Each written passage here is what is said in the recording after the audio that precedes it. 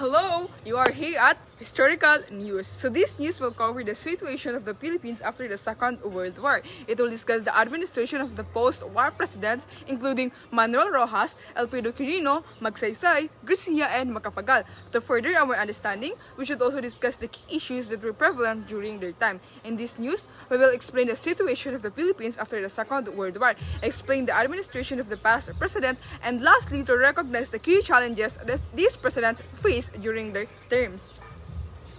My name is Princess Nafisa M. Saripada. Without further ado, let's start with Marinel and Angel as they will be discussing the former President Manuel L. Rojas. In a time of great change, one man emerged as a beacon of hope and progress. Today, we delve into the life and legacy of a true visionary, Manuel L. Rojas. Born on January 1, 1892 in Capiz, Philippines, Manuel L. Rojas would go on to become one of the most influential leaders in Philippine history. Rojas began his political journey at a young age, advocating for the rights and welfare of his fellow Filipinos. His dedication and passion for public service propelled him to the forefront of Philippine politics. As the first president of the Independent Republic of the Philippines, Manuel L. Rojas faced immense challenges, yet his steadfast leadership and unwavering commitment to progress guided the nation through turbulent times. Beyond his political achievements, Rojas was a man of the people, championing the rights of every Filipino regardless of background or status.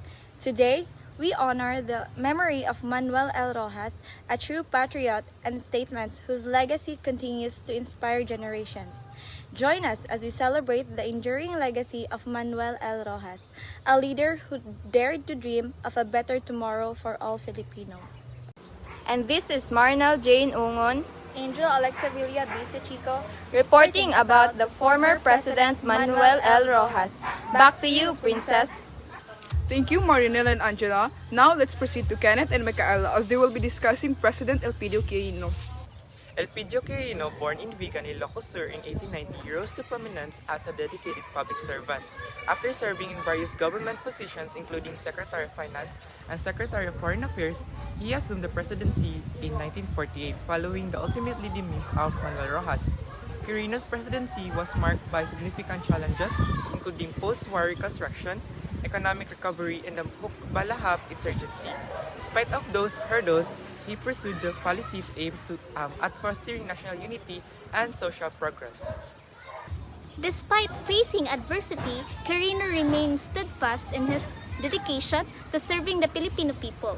His efforts to promote education, healthcare, and economic growth continue to shape the nation's development trajectory. Descendant or political scholar, Quirino's leadership during a tumultuous period in Philippine history reflects his resilience and commitment to democratic ideals.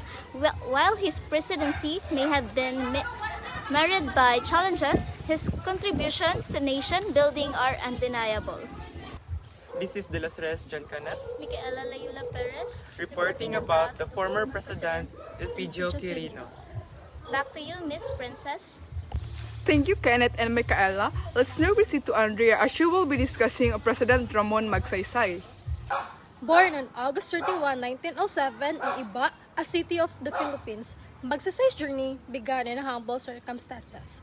He pursued his education at the University of Philippines before transferring to the Institute of Commerce at Jose Rizal College, where he received a bachelor's degree in commerce. When the World War II broke out, Magsaysay joined the motor pool of the 31st Infantry Division of the Philippines Army. His bravery and leadership skill led to his promotion to captain. After the war, Magsaysay was elected to the Philippine House of Representatives in 1946. He served 2 terms and was the chairman of the House National Defense Committee. Magsaysay's popularity led to his election as the 7th President of the Philippines in 1953. Tragically, Magsaysay's term ended abruptly on March 17, 1957, when his presidential plane crashed, killing him and 24 other passengers. His death was a great loss to the nation. and he is still remembered as the idol of the masses in the Philippines. I am Andrea Nicole B. Toilo, a reporter about Ramon Magsaysay. Back to you, Miss Princess. Thank you, Andrea. Let's now proceed to Johanna and Ronilyn as they will be discussing President Carlos Garcia. Today, we bring you the story of a man who played a pivotal role in the history of the Philippines. His name was Carlos Polestico Garcia, often referred by his initial CPG. Born on November 4, 1896 in Talibon, Bohol, Philippines, Garcia was a man of humble beginnings. He pursued his education at Silliman University and the Philippines Law School, setting the foundation for his illustrious career.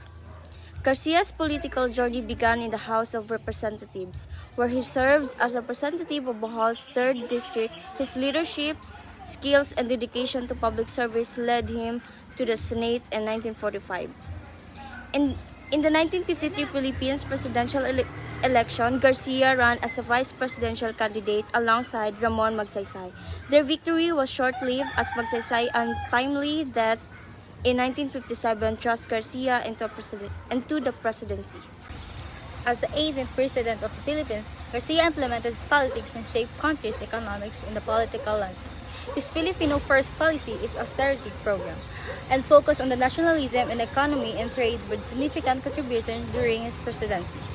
But Garcia's legacy extended beyond politics. As a renowned poet and literary figure, he earned a title Bard of Bohol, leaving a lasting impact in the Philippines' literature and cultural heritage. And this is Johanna Kayla Polestico. And Ronilyn Badilla, reporting Carlos P. Garcia, a leader, a poet, a true Filipino at heart. Back to you, Miss Princess Sarpada.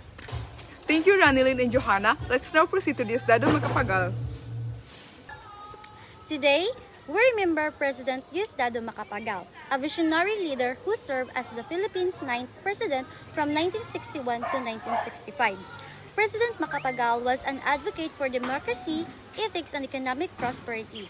He is well known for his efforts to revert the historical date of Philippine independence to June 12, 1898 from July 4, 1946. His administration created the groundwork for economic and social equity by pressing for land reform and expanding educational possibility. President Macapagal's dedication to public service and loyalty to the Filipino people continue to inspire us today. Let us honor his memory by supporting the principles of integrity, democracy, and progress. This is Jinmaika Polestico and Jasmine Villanueva, we are reporting about President Diosdado Macapagal. Back to you, Miss Princess. Thank you, Jean Maika and Jasmine, for discussing Diosdado Macapagal. So that ends our news. It covered the situation of the Philippines after the Second World War, the administration of the post-war presidents, and lastly, the key issues that were prevalent during their time. So this is Princess Nafisa M. Saripada from Historical News.